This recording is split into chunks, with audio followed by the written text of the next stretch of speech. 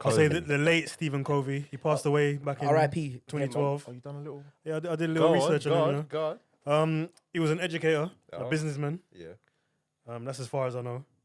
But I thought it was only right. I did a little Yeah, no, I was... a little bit. I was many, but I didn't. I'm not going to lie. I messed up. nah. He was an American educator. Yeah, What part of America? I'm not sure, but That's a deeper question. I think he taught business. He taught business. Yeah, he taught business in a college in the States. A young 2-second Google. But yeah, man, if you're like joining our little podcast for the first time, our big podcast, not little. If you're joining our big podcast for the first time, basically our podcast we basically discuss books, and we try to like read books that basically challenge, motivate, and basically help us improve as people. So, and if you don't read, the man them will read, so you don't have to. So it's just the thing that we do. Come on. So anyway, Come on. So boom. where's Steve Covey from? He's born in Salt Lake City. Utah. I was going to say Utah. Utah. Yeah.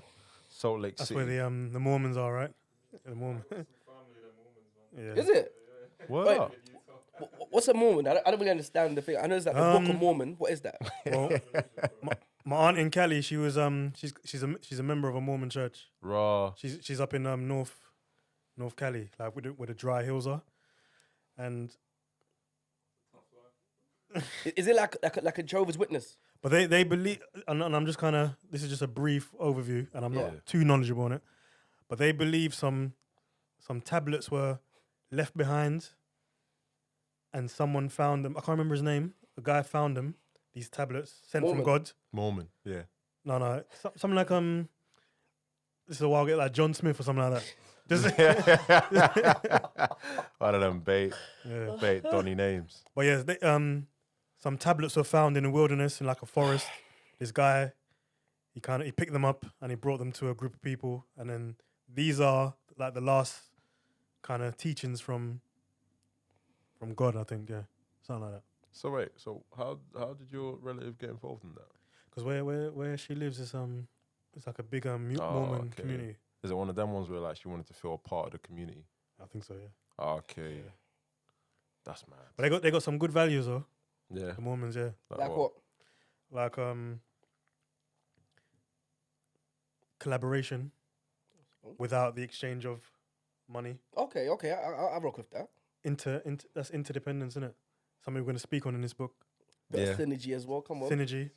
Yeah. Yeah. One of the values of effectiveness. It says they're involved in polygamy as well. Is it? Is that a thing? I don't know. My aunt's not, no. I mean, where? No drugs, no coffee, no alcohol, no sex till marriage. They have sex through a gown, they can't even see each other naked. They have sex through a gown. That's whack. Okay. That's whack. I watched this show called like The Midwife, yeah? Where like, I don't know, is it Midwife? No, I can't remember what it's called. It's not The Midwife, something like that. Yeah. So like there's like a couple, yeah, and they can't reproduce. So they get like a maid. Maidens, the Handmaid's Tale or something Handmaid's like that. Tale, I watched like a couple episodes, yeah. Basically, they got like this maid, and then she basically like, when it's time when she's ovulating, the husband will come in and try and like, fertilize her, and then... Oh, I heard about a show like that. It's a bit mad. So obviously, but it's obviously sometimes the wife's a bit jealous, innit? So they're like, he might be trying to like get it done, and the wife's sitting there holding the girl's hand. He's looking into his wife's eyes, and But he's doing a thing with a mate. Yeah, I heard so about it's a that. bit like. That is mad. I'm not saying that's what Mormonism is. It just sounded a bit like that with the sex with the gowns. Anyway, no, let's come back to the book because we could. Yeah. What's that show called? Is it Midwife? I think it's the Handmaid's Tale. Handmaid's Tale. Yeah. I recommend that still. I need to watch it myself. Really, I watched one episode. I thought this is wild. Yeah, that's wild. Yeah. That's wild. No, but back onto this book. So, yeah, the guy's born in Salt Lake City. He's a businessman as well as a educator. Yeah. He's also an author, a keynote speaker. He's got other popular books like First Things First, Principle-Centered Leadership, and The Seventh Habit. Habits of Highly Effective Families. What? And the Family. 8th habit. Yeah, the 8th habit. Yeah, yeah. Oh, you Hey, know pick about him the up, eighth though. habit? He's made a lane for himself with the habits, and I think that's his motto. He's got a habit of making books about habits. Yeah. Yeah. Hey. He's what I did what's there. that quote you said earlier? What, Aristotle? Yeah. What you do repeatedly, you are what you do repeatedly. Meaning success is not overnight, something like that. You are what you do repeatedly. So basically, if you're like a fuck up, it's because you fuck up a lot, and then it snowballs into being a big fuck up. If you're like a hard worker and you want to succeed in certain things, the hard work snowpiles, and that's what I'm assuming it does. But yeah, So you are what you do repeatedly. So excellence isn't an act; it's a habit. bang. So him writing these books, he's got his habit down. He knows what he's good at, and he's Yeah, He knows and what- he he just knows kept what hitting works, mark. Yeah. Kept hitting mark. So yeah, so the I want to get straight onto the book. Like I hear. So his overall writing, but I belief wanna is get that straight on the book. he believes that that everyone has their own perception of the world. Mhm. Everyone has their own. Let's use the word paradigm. Hmm. So let's explain what a paradigm is. So he used a perfect example in the book, in the intro of the book. Yeah. So a paradigm is, let's say for example, we have a map. Mm. You have your Google Maps or your map, yeah? Mhm.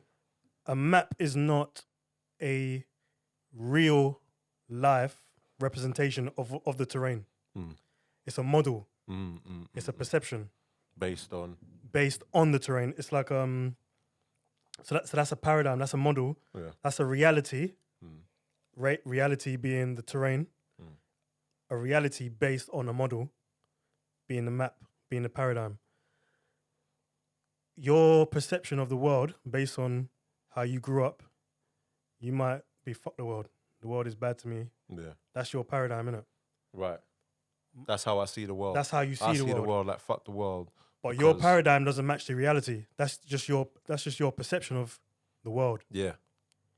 I'm gonna have a different paradigm. But it's my reality. But that's yeah. Yeah. I'm gonna have a different paradigm, and so are you. Yeah. So I think his overall ideal in the book is, in order to change yourself as an effective person, Yeah. you first have to work on yourself Yeah. and change your paradigm, your perception. Yeah. So that's That was in the overview, isn't that's it? that's an overview. Yeah, like what I got from the overviews, he said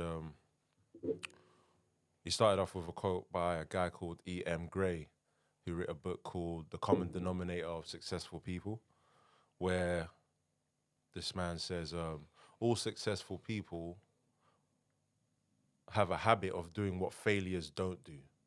So that's why they're successful. Like they don't like the task that they're doing, but they're doing it because they know